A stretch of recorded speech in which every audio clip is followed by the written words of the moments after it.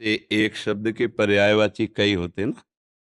हम किसी भी शब्द को, जैसे पानी है, तो अंग्रेजी में बोला जाए तो वाटर है।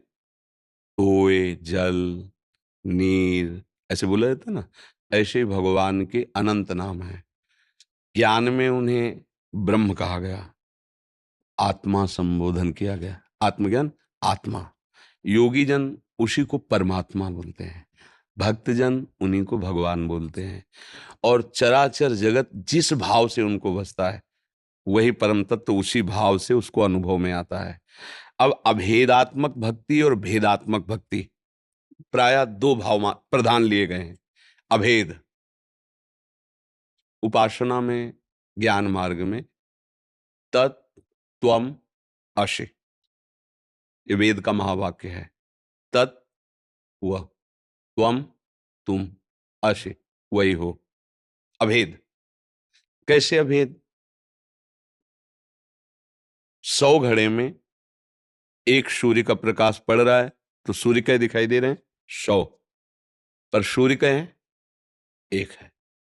घड़ों के कारण सूर्य 100 भास रहा है नहीं, और 100 घड़े नष्ट कर दिए गए तो सूर्य कितने मरे, कितने बिगड़े? एक भी नहीं, वो एक। ऐसे ही वो एक परमात्मा अनंत शरीरों में, जड़ चैतन्य में उपस्थित है। अनंत, यही उसका योग का ऐश्वर्य है, अनंत रूपों में। अब उसे कोई राम, कोई कृष्ण, कोई देवी, कोई जो जिस भाव से माने, वैसे ही वो उसके ज्ञान में, ध्यान में, अनुभव में आता है। अभेदात्मक भक्ति में तरंग समुद्र में लीन हो गई, नाम रूप दोनों खत्म हो गया। तरंग में क्या था?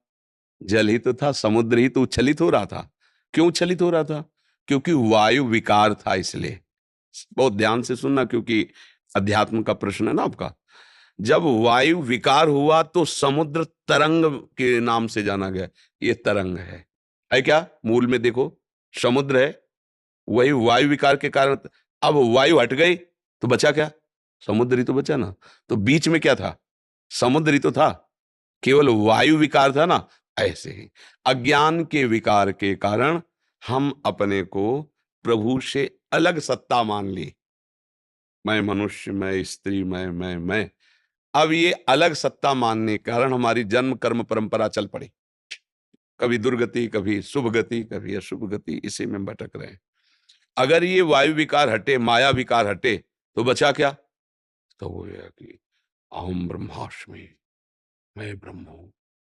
क्योंकि इसको लेकर थोड़ी मैं बोल रहा है, स्वरूप को लेकर। जब स्थूल शरीर, सूक्ष्म शरीर, कारण शरीर, तीनों से अज्ञान निवृत्त हुआ, तो अपने स्वरूप का जब बोध हुआ, तो क्या हुआ? ब्रह्म, मैं वही हूं। ये हुई अभेद, ये हुआ ज्ञान। समझ पाए? अब भक्ति में आते हैं, जिसे हम अंश कहते हैं भगवान का। तो एक टैंकर गंगा जल, एक लोटा गंगा जल, या एक चम्मच गंगा जल, उसे आप क्या बोलेंगे? गंगा जल। जितना अलग हिस्से में माना गया, पर है क्या वो? गंगा जल ही। तो आप ऐसा नहीं कह सकते कि एक चम्मच वाला गंगा जल नहीं है। समझ रहे ना? हम भगवान के अंश हैं। कब तक? जब तक इसको माने हुए हैं। पात्र, चम्मच में गंगा जल, टैंकर में गंगा जल, बाल्टी में गंगा जल। अंश रूप से मानना पात्रता के अनुसार हुआ, शरीर को लेके। और जहां शरीर का भाव हटा, तो जानत तुम्हें तुम्हें होए, वो भगवत स्वरूप हो जाता है। अब भगवत स्वरूप होकर ज्ञानी जन मुक्त हो जाते हैं, और प्रेमी जन अपने आप से अपने आप की आराधना करके मगन रहते हैं। प्रभु और वो दो नहीं रह गए, दो ना रहते हुए भी दो रूपों में खेल रहे हैं। इसलिए ये और गाढ़ा रस हो जाता है।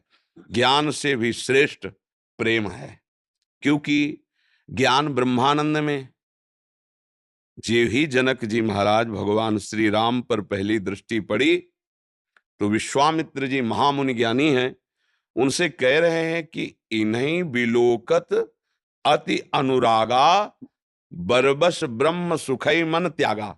ये क्या हो रहा है? मेरा मन जो ब्रह्म सुख में स्थित है।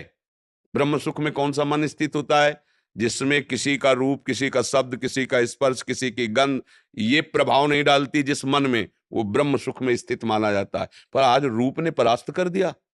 राम रूप को देखते ही जनक जी महाराज कह रहे, सहज विराग रूप मन मोरा।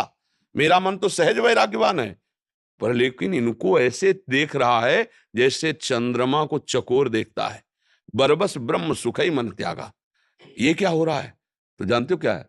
इन्हीं बिलोकत अति अनुरागा। अनुराग माने प्रेम। देखो भगवान का प्रेम रूप ऐसा है कि ब्रह्म सुख का बरबस त्याग करके प्रेम रूप में जनक जी अधीन हो रहे हैं। और जनक जैसे ज्ञानी परमहंस सुखदेव जी के गुरु जी हैं जनक जी, अभेद होते हुए भी भाव में भेद स्वीकार करके ये प्रेम का खेल, ये अनंतानंद है, वो अखंडानंद है। समझ रहे? तो प्रेमी जब इस प्रेम रस को प्राप्त होते हैं तो भगवत स्वरूप होते हैं। मैं नहीं रह जाता। जब खोजने के लिए चला तो मैं था, और जब मिला तो मैं खोजने वाला गायब हो गया। अब ब्रह्म नहीं, माया नहीं, नहीं जीव, नहीं काल, अपनी ही सुधि ना रही, एक रहो नंदलाल। आ गए ना एक में, चाहे इधर से आओ चाहे इधर से आओ, एक में। वो मैं में स्थित हो गया, तू में स्थित हो गया। और जो मैं तू में स्थित है वो माया में स्थित है। मैं और मोर तोड़ता है माया। वो मैं में स्थित हो गया ब्रह्म ज्ञानी, और ये तू में स्थित हो गया भक्त। तू ही तू है, जिधर देखता हूं तेरी ही महिमा है तू। और देखते देखते देखने वाला समा गया। देखत देखत ऐसा देख, मिट गई दुविधा रह गया एक। ये देखना भक्त का होता है। अब वहां प्रभु ही प्रभु रह गए। अगर भजन नहीं हो रहा तो हमारी बात तुम्हारे माइंड में समझ में नहीं आएगी, और अगर भजन हो रहा है तो आप समझ रहे होगे हमारी बात को। ये मतलब अध्यात्म का शुद्ध निर्णय है, अभेद स्थिति ज्ञान की। और ये भेद से अभेद और अभेद से भेद, वो भेद से अभेद जीवन मुक्त, ये भेद से अभेद, अभेद से भेद। समझ गए? अभी अज्ञान का भेद नहीं है, ये एक ही तत्व कई रूपों में खेल रहा है अपने आप में, अपने आप से अपने आप में खेल रहा है। अब आगे बढ़ो भजन मार्ग में, तो अब इन दोनों का अनुभव करो, तब जाके जीवन मुक्त हो जाओगे, तब परमानंद में नहीं। क्योंकि ये बुद्धिगत बात नहीं बच्चा, ये स्थितिगत बात है। जब तक हृदय की स्थिति नहीं होगी तो समझ में नहीं आएगी।